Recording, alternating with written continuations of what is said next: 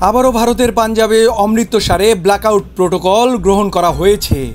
বুধবার মধ্যরাতে সেখানে বিস্ফোরণের শব্দ শোনা যায়। এর কিছুক্ষণ পরেই সেখানে ব্ল্যাকআউট শুরু করে অমৃতসর বিভাগীয় প্রশাসন।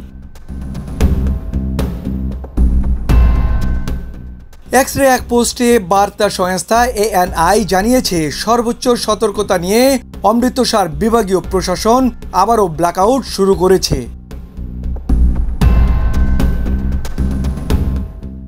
তারা বাসিন্দাদের ঘরে থাকতে বলেছেন, সঙ্গে আতঙ্কিত না হয়ে বাড়ির বাইরে জড়ো না হতে এবং ঘরের সব লাইট বন্ধ রাখতে অনুরোধ জানানো হয়েছে।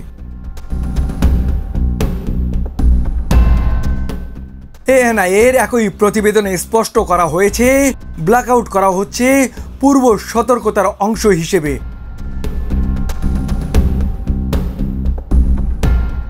তবে সেখানে পাকিস্তানের বিমান বাহিনী বা সেনারা হামলা চালিয়েছে বলে কোনো তথ্য পাওয়া যায়নি।